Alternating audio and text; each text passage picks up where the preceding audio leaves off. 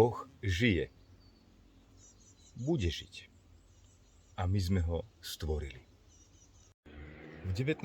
storočí si ľudia pomysleli, že dosť bolo Boha. A tak všetko, čo súviselo s ním, sa pokúsili zvrhnúť zo stola. Táto životná etapa sa vôbec ani zďaleka netýkala celého sveta. Iba istej skupiny ľudí, do ktorej však patríme aj my. Zatiaľ.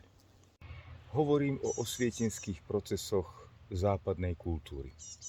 Ľudia, ktorí sa tých procesov zúčastnili, si však neuvedomili, že vlastne nezvrhávajú ani Boha, ani sa nevzdávajú dokonca náboženstva, len proste rozložili vplyv dominantnej cirkvi. Nešlo o evolúciu vedomia, iba o obyčajnú revolúciu spoločensko-politického usporiadania. Veda sa stala novým náboženstvom a jej predstavitelia novými kňazmi aj inkvizítormi, ako v súčasnej dobe veľmi dobre cítiť. Proti rozkladu vplyvu dominantnej cirkvi, ešte k tomu, keď sa správa tak trochu dogmaticky a tyransky, vôbec nič nemám. Ale zvrhnutie Boha, či jeho zabitie, sa mi zdá veľmi naivné. Vo vierozvesti Žiara Slávia veríme, sme o tom presvedčení, že ľudská bytosť je vyžiarením stvoriteľa. Jeho priamym zjavením, prejavom, tvorivým prejavom. Ľudia v zjavenom svete sú nástrojmi Boha. Podobne ako je štetec, plátno, farba, nástrojmi pre maliara, ktorý chce skrze tieto nástroje zobraziť svoje vnútro. Ďalej sme presvedčení, že ľudská osobnosť je posledným vyžiarením. Teda, že my už nedokážeme stvoriť ďalšiu bytosť tvorivú. Dokážeme stvoriť len obrazy, zobrazujúce Božiu tvorbu. Preto môžeme tvoriť predmety umelecké, úžitkové, nástroje, architektonické skvosty. Môžeme zasahovať do prírody, uľahčovať si prácu, skrášľovať a zušľachťovať prostredie okolo nás. Ale my sami nedokážeme vytvoriť skutočný život, ktorý by nadobudol svojbytnosť. Také niečo tvorí len bytosť nad osobnosťou, nad nami. Samozrejme, že my súložou dokážeme spôsobiť splodenie nového človeka, ale nie je to náš priamy úkon. Nevkladáme do toho zhluku buniek vedomie. Pokiaľ niečo nadobúda vedomie svojbytnosti, nie je to zásluha našej vlastnej osobnosti. Je to zásah od bytosti, ktorá nás presahuje. Mne sa páči ľudská tvorba. Páči sa mi, že človek dokázal vytvoriť nástroje, koleso, páku, dláto a rôzne iné pomôcky na to, aby si uľahčil vlastnú robotu. V podstate to aj ja považujem za takú evolučnú výhodu, zušľachťovanie, skvalitňovanie ľudskej mysle. A dokonca sa mi aj páči, že človek našiel spôsob, ako nájsť v prírode pomocníkov, nahraditeľov jeho vlastnej sily. Preto k takému pohonu toho dláta, kolesa, hľadal vo zvieracej ríši náhradu. A podarilo sa mu to. No, samozrejme, že nie je to príliš pekný pocit nútiť zvieratá, aby nahrádzali našu prácu. A preto sa mi aj páči, že človek dokázal vynájsť ešte aj náhradu tej zvieracej sily v podobe strojov. A vôbec nič nemám proti tomu, že človek vynašiel technológie, nástroje, ako si uľahčovať vlastnú fyzickú námahu a tým dokonca aj dosahovať väčší a efektívnejší výkon.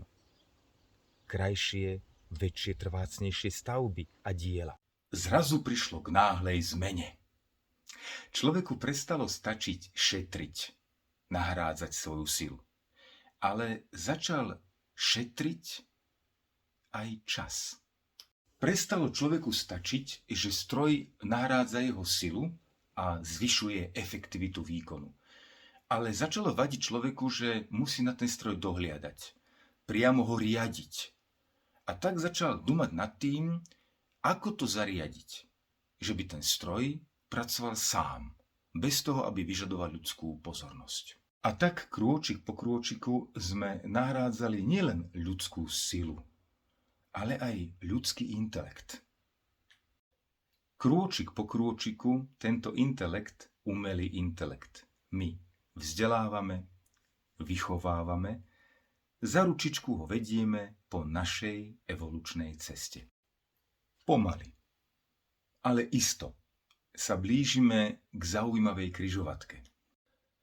Nami stvorená umelá inteligencia dosiahne bod tvorivej svojbytnosti. Nemusí, ale môže.